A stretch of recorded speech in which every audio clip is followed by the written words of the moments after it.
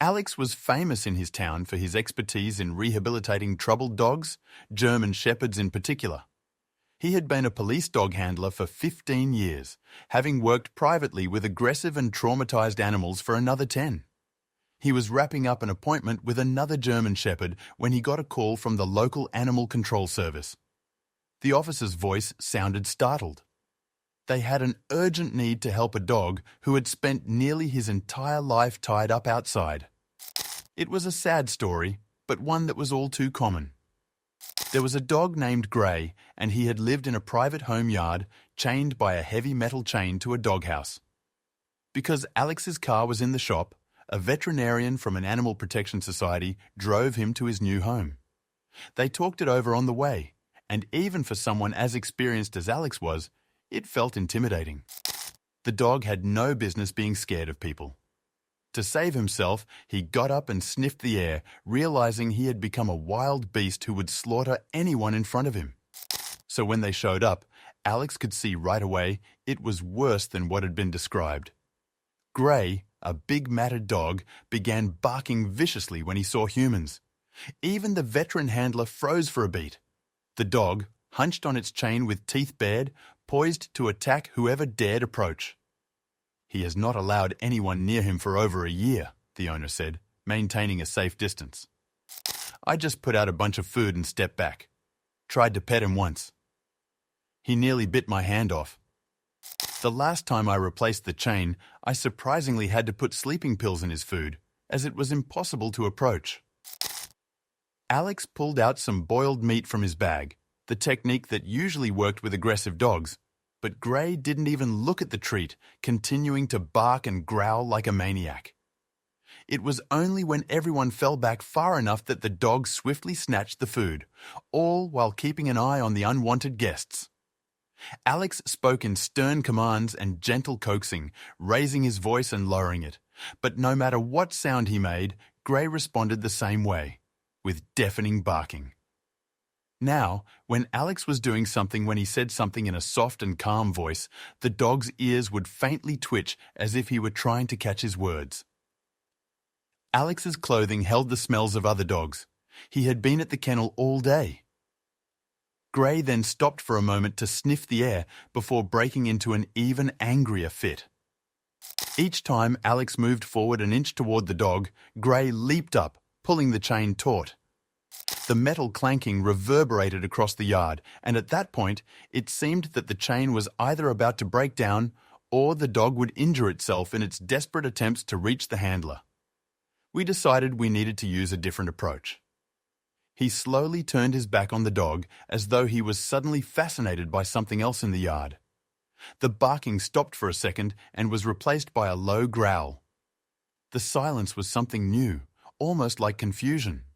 For the next hour, they worked to get closer to the dog. Alex approached so slowly, baby step by baby step. At times, he paused for 15 or 20 minutes for Gray to come to terms with his being at a fresh distance. The dog didn't yip anymore, but a growl never ceased.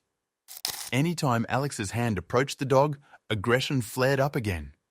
But Alex sensed that when he kept his hand low and moved it slowly, Gray was watching with less tension. This was a dog whose eyes had a glimmer of curiosity in them, but this curiosity was at war with fear and anger and instinct. Even the seasoned handler had a grim thought at one point. Maybe the dog was so thoroughly traumatized, euthanasia was the only humane option. But the notion was unfathomable to a man who had devoted his life to rescuing dogs. With one last option to try, Alex gave it a shot with his final lead. He waved everyone back as far back as they could go, then just sat down on the ground a couple of feet away from the doghouse. Time passed. The sun slowly began to set. Gray still growled, but his tone shifted. Now it was infused with doubt and inquiry. Why was this person not taking off? What was stopping him from getting closer? What did he want? An hour and a half later, I got it.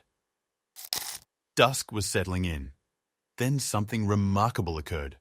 The dog stopped growling. Gray continued to watch Alex every time he moved, but his posture relaxed. His tail, previously tightly tucked underneath him, dropped a little. The snarl rescinded, but his lips curled slightly as a shuddering breath escaped through his teeth. Alex slowly pulled out a certain pole used for working with tough dogs. This was a critical moment. It was now or never. Any sudden movement might set off another eruption of aggression. For the time being, Gray let Alex close enough to free him from the chain. The dog's body twisted with tension, but he didn't try to attack. And when the huge chain dropped to the ground, something astonishing happened. It was as if there were an invisible spring inside the dog, and it had unwound. Gray froze, then took a tentative step, free for the first time in years. Gray strolled without attempting to bite or flee, and when Alex decided to spend a few extra hours with him instead of taking him directly to the shelter, something miraculous happened. It was with the chain that Gray began to transform right before their eyes. It started with small changes. He loosened his posture and softened his gaze. Then Gray, for the first time, hesitantly sniffed Alex's outstretched hand, not to bite, but to explore. At the same time, his tail, still low, wagged a little. By evening, Gray had let Alex remain nearby, and in a matter of hours, the unimaginable unfolded. The dog walked up to Alex, wanting some love. Gray's walk morphed from stiff and tight to soft and cat-like. His shoulders untensed, and his tail sat higher with every passing hour. By the next day, he was a brand new dog, gentle, affectionate, and ready for people. When Alex sent images to the Animal Control Service, they thought it couldn't have been the same dog.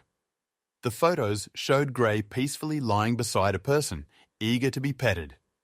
His eyes, when he turned to look at me, were not filled with fear or anger, but only peace and trust. No differentiated rehabilitation techniques were implemented. No medications.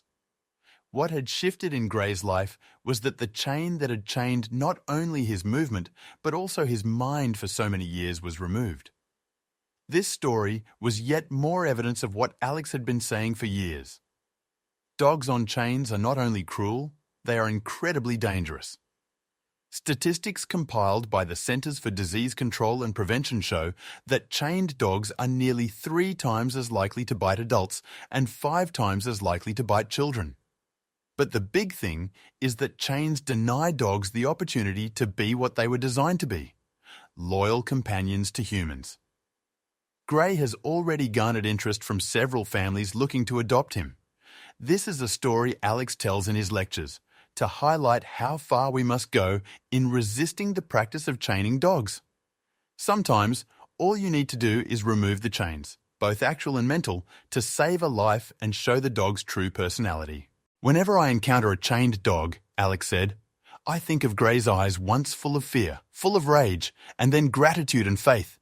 And I know that nothing is impossible if you truly want to help.